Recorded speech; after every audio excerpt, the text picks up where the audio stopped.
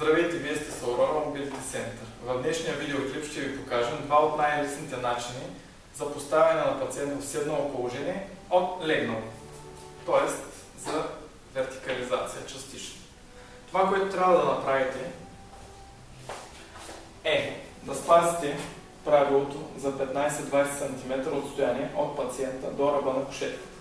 Друго, което трябва да спазите е, ако пациентът има хемиплегия на едната страна, както в нашия случай примерно е дясната страна, изправянето да стане през лявата страна. Така, започваме с процедурата по сядане.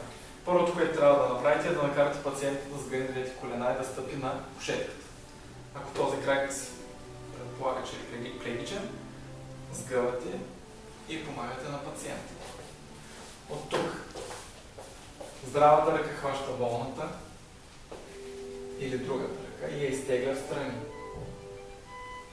Помагате на пациента да наклони двете колена в лявата, в случая страна, и така му помагате да се завърти. От тук помагате на пациента да изтегли подбедриците извън кушетката, за да увиснат долу и да накарат горната част на трупа по-лесно да се повдигне. От тук, за да изправя на горната част на трупа, стимулирате пациента да натисне с лакътя на здравата ръка, т.е. тази, която е отдолу, и да натисне кушетката, като му помагате. Така. От тук хващате бедрото на левия крак и го давате по-вляво и на десния крак по-вляво. Тук е хубаво да оставите по-разкрачен стоеж, за да седеш, за да бъде по-стабилен пациент.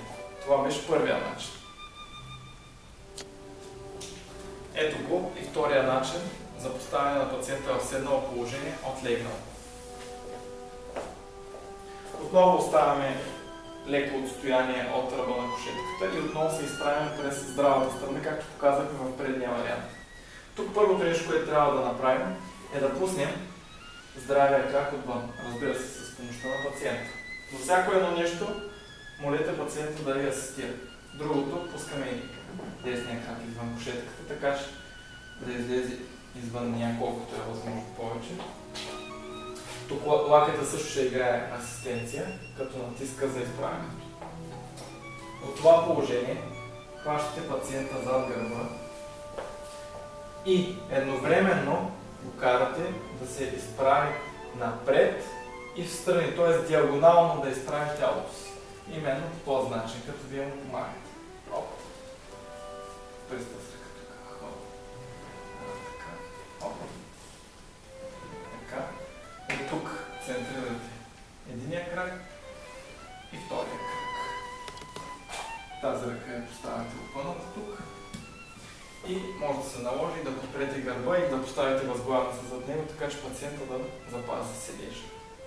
Това беше втория начин за поставяне в седнало положение. Вие бяхте с Aurora Mobility Center. Следете новостите в нашия сайт.